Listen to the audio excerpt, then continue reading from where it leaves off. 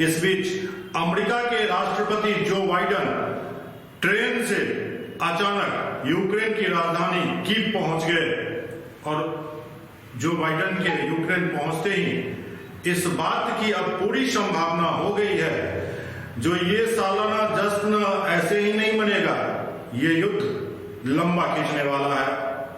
रूस यूक्रेन युद्ध के 1 साल पूरा होने से ठीक 3 दिन पहले अमेरिकी राष्ट्रपति जो बाइडेन आज अचानक यूक्रेन की राजधानी कीव पहुंचे। यहां वे यूक्रेन के राष्ट्रपति व्लादिमीर जेलेंस्की के साथ नजर आए। बाइडेन का यह दौरा चौंकाने वाला है, इसकी किसी को कानो कान खबर तक नहीं थी। बताया जा रहा है जो शनिवार रात प्रेसिडेंट बाइडेन पोलैंड गए थे और वहां से 1 घंटे का सफ़र करके ट्रेन के जरिए कीव पहुंच गए। कीव में जेलेंस्की ने बाइडेन को रिसीव किया। इसके बाद दोनों प्रेसिडेंट पैदल कीव की सड़कों पर टहले। बाइडेन के कीव पहुंचने के पहले इस इलाके को नो फ्लाइंग जोन बना दिया गया था। इस दौरान अमेरिकी मिसाइल शील्ड एक्टिव मोड में थी। कीव इंडिपेंडेंट के मुताबिक पूरे कीव में सिर्फ यही खबर थी कि कोई बेहद खास शख्स राजधानी पहुंच रहा है। बाइडेन की विजिट के पहले कीव के तमाम रास्ते भी बंद कर दिए गए थे। बताया जा रहा है जो बाइडेन के आने से ठीक 22 मिनट पहले ही रूस के हवाई हमले का सायरन बजा था, इसलिए हर कोई अलर्ट मोड पर था। कुछ मिनट बाद ही एक ब्लैक कार में बाइडेन नजर आए। बाइडेन की विजिट इसलिए अहम हो जाती है क्योंकि महज 4 दिन बाद रूस हमले का 1 साल पूरा हो जाएगा। इस दौरान जो बाइडेन ने घोषणा की है जो कीव को हर तरफ से मदद दी जाएगी और हथियारों की आपूर्ति भी की जाएगी। बाइडेन के इस दौरे के बीच अब सवाल रूस के इंटेलिजेंस सर्विस पर उठ रहा है और बताया जा रहा है जो रूस की इंटेलिजेंस फेल साबित हुई। बिहार में कानून व्यवस्था की स्थिति ऐसी है जो राजधानी पटना भी अब सुरक्षित नहीं है। पिछली रात पटना में जमकर गोलीबारी की खबर मिली। दरअसल पटना गोलीकांड में 3 व्यक्ति की अभी तक मौत हो चुकी है। 2 व्यक्ति ने रात में ही दम तोड़ दिया था और 1 व्यक्ति ने आज पीएमसीएच में दम तोड़ दिया। बताया जा रहा है जो मोनारिक राय ने पीएमसीएच में आज दोपहर दम तोड़ दिया। राजधानी पटना के नदी थाना क्षेत्र के जेठुली गांव में पार्किंग विवाद में रविवार को हुए गोलीबारी में 2 लोगों की मौत हो गई थी और 1 व्यक्ति की मौत आज हुई है पीएमसीएच में। गोलीकांड से जुड़ी खबर के मुताबिक पार्किंग को लेकर यह विवाद शुरू हुआ था जिसमें 50 राउंड से ज़्यादा गोलियां दागी गई। वहीं जेठली गांव में स्थिति तनावपूर्ण बनी हुई है। ग्रामीणों ने आज भी जमकर हंगामा किया। इस गुस्से का शिकार पुलिसकर्मियों को भी होना पड़ा। रविवार को मौत की सूचना के बाद ग्रामीण बहुत ज़्यादा उग्र हो गए थे और रोड़ेबाजी और आगजनी शुरू कर दी थी। भीड़ इतना ज़्यादा उग्र हो चुकी थी कि जेठली मुखिया अंजू देवी, जेठ उमेश राय और सत्येंद्र राय के एक कार और एक मैरिज हॉल और घर में आग लगा दी गई। वहीं सोमवार को भी आक्रोशित लोगों ने फिर से आरोपित के ठिकाने पर आग लगा दी और पुलिस बल को भी खदेड़ दिया।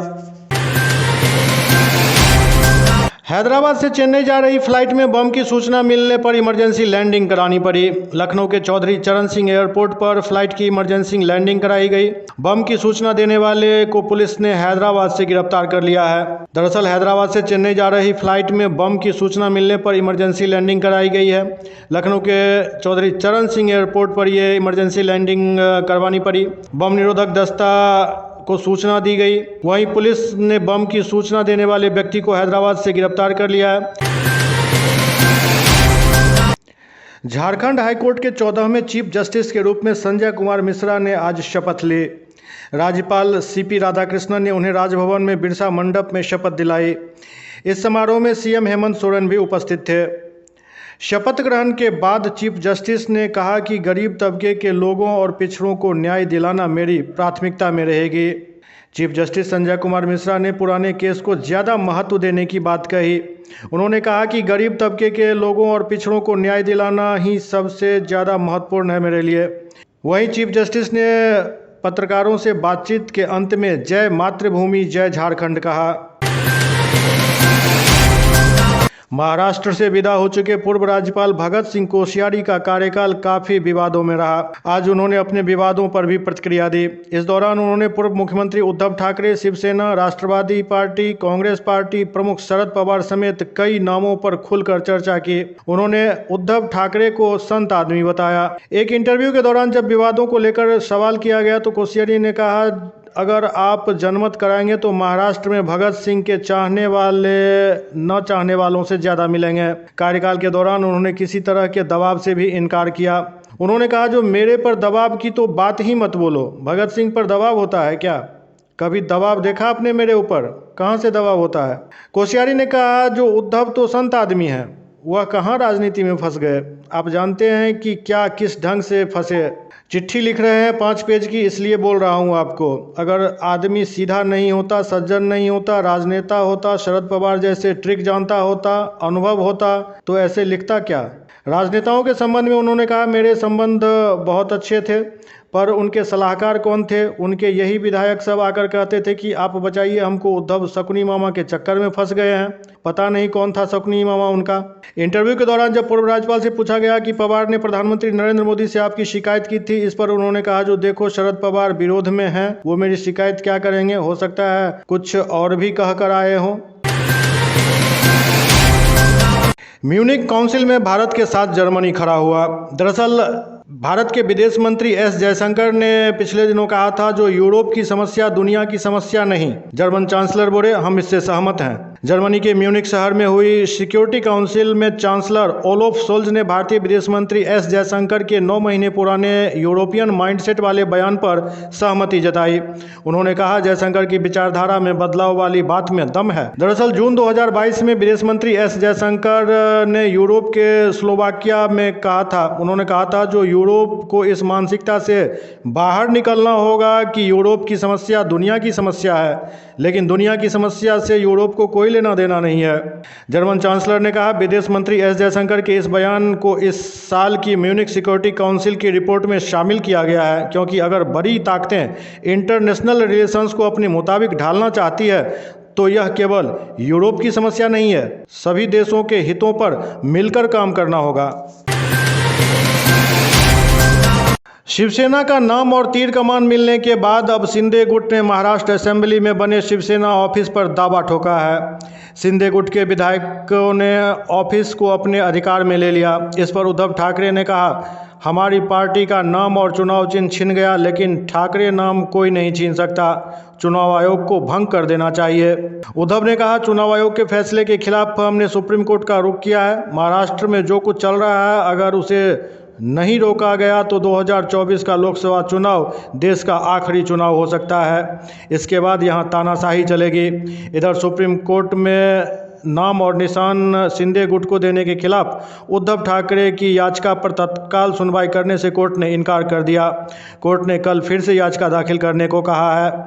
अब मिला जुला कर देखा जाए तो सिर्फ अब ठाकरे नाम केवलम का माला उद्धव ठाकरे जपते नजर आ रहे हैं। बहुत दिनों तक नीतीश कुमार के सरदर्द बन चुके उपेंद्र कुशवाहा ने जेडीयू से इस्तीफा दे दिया और नई पार्टी राष्ट्रीय लोक जनता दल बनाने का ऐलान किया। उपेंद्र कुशवाहा ने कहा, जो 2 साल पहले जदयू में आया था, लेकिन अब नई राजनीतिक पारी शुरू कर रहा हूं। 2005 के बाद नीतीश को आगे बढ़ा रहे थे। उन्होंने शासन में अच्छे से काम किया, लेकिन उन्होंने अंत में बुरा कर दिया। अंत में अगर भला नहीं हुआ तो सब बुरा। बिहार के मुख्यमंत्री नीतीश कुमार से नाराजगी की खबरों के बीच उपेंद्र कुशवाहा ने अपना रास्ता जदयू से अलग कर लिया। उपेंद्र कुशवाहा ने प्रेस कॉन्फ्रेंस कर नई पार्टी राष्ट्रीय लोक जनता दल बनाने का ऐलान किया। कुशवाहा ने कहा कि आज से नई पारी शुरू कर रहे हैं। साथ ही उन्होंने एमएलसी पद और जदयू की सदस्यता से भी इस्तीफा देने का ऐलान किया। मुश्किल में फंसे रूस ने भारत को फिर से एक नया ऑफर दिया है। दरअसल यूक्रेन में युद्ध की शुरुआत के बाद से ही रूस पश्चिमी देशों की ओर से लगाए गए आर्थिक प्रतिबंधों का सामना कर रहा है। इससे रूस की भुगतान प्रणाली पूरी तरह से प्रभावित है। रूस तब से ही इंपोर्ट रिप्लेसमेंट पर जोर देने की कोशिश कर रहा है। अब रूस ने भारत में संयुक्त रूप से सुखोई सुपरजेट सिविल एयरक्राफ्ट बनाने का प्रस्ताव दिया है।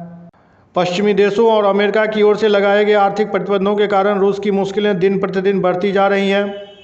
ऐसे में रूस ने इंपोर्ट रिप्लेसमेंट के लिए भारत को एक बड़ा प्रस्ताव दिया है। भारत की हिंदुस्तान एरोनॉटिक्स लिमिटेड HAL और रूस की यूनाइटेड एयरक्राफ्ट कॉरपोरेशन UAC विदेशी कलपुर्जों के साथ संयुक्त रूप से सुखोई सुपरजेट के निर्माण पर बातचीत कर रहे हैं। यूनाइटेड एयरक्राफ्ट कॉरपोरेशन के महानिदेशक यूरी बी स्लूसर ने इस बात की पुष्टि की है। एरो इंडिया शो 2023 के दौरान स्लूसर ने कहा कि रूस में रूसी कलपुर्जों से भारत में विदेशी कलपुर्जों की मदद से सुखोई सुपरजेट का निर्माण करने की योजना है। यूक्रेन के साथ युद्ध के कारण अमेरिका समेत पश्चिमी देश रूस पर आर्थिक प्रतिबंध लगाए हुए हैं। दरअसल पिछले सप्ताह बेंगलुरु में आयोजित हुए एरो शो में यूरी बी स्लूसर ने कहा, हमने भारतीय कंपनी HAL को भारत में विदेशी कलपुर्जों के साथ सुखोई सुपरजेट को संयुक्त रूप से बनाने की पेशकश की है। रूस में रूसी कलपुर्जे से और भारत में विदेशी कलपुर्जों की मदद से सुखोई सुपरजेट बनाने की ये योजना है, जिसे बहुत तेजी से अंजाम दिया जा सकता है। सुपरजेट 101 सीटों वाला नागरिक विमान है। इसे सुखोई कॉरपोरेशन ने डिजाइन और विकसित किया है। दरभंगा में राजकुमार शुभेश्वर सिंह क्रिकेट प्रतियोगिता का उद्घाटन दरभंगा के जिलाधिकारी राजीव रोशन ने किया। DM राजीव रोशन ने खिलाड़ियों को संबोधित करते हुए कहा कि युवा वर्ग खेल क्षेत्र में आगे आएं। खेल जीवन को सफल बनाता है। खेल रचनात्मक जीवन है। इस प्रतियोगिता में आए खिलाड़ी राज्य स्तरीय एवं राष्ट्र स्तरीय खेल में नाम रोशन करें। स्वागत करते हुए कुमार कपिलेश्वर सिंह ने कहा कि हमारे पिता एक अच्छे खेल प्रेमी थे। उनकी कीर्ति खेल में काफ़ी थी। यह प्रतियोगिता स्पोर्ट्स एवं स्पोर्ट्समैन के लिए समर्पित है। मुख्य अतिथि डॉक्टर लालमोहन झा ने कहा कि राजकुमार शुभेश्वर सिंह खेल के काफ़ी शौकीन थे। उनकी खेल में काफ़ी रुचि थी। एक समय वे व्यस्ततम कार्यक्रम को छोड़कर क्रिकेट खेलने चले गए थे। विशिष्ट अतिथि डॉक्टर रमन कुमार वर्मा ने बताया कि दरभंगा राज खेलकूद में भी चर्चित रहा है। इसका गवाह आज राज मैदान समेत शहर के 3 ऐतिहासिक मैदाने हैं। इस आयोजन से फिर खिलाड़ियों की प्रतिभा को आगे बढ़ाने का एक अवसर मिलेगा। इस मौके पर मंचासीन राज परिवार के वरिष्ठ सदस्य कुमार रत्नेश्वर सिंह और डॉक्टर हेमपति झा भी उपस्थित थे। लाइव मिथिला के इस अंक में अभी इतना ही। अगले अंक में फिर कुछ और समाचारों के साथ आपके सामने होंगे। तब तक आप देखते रहिए लाइव मिथिला। नमस्कार।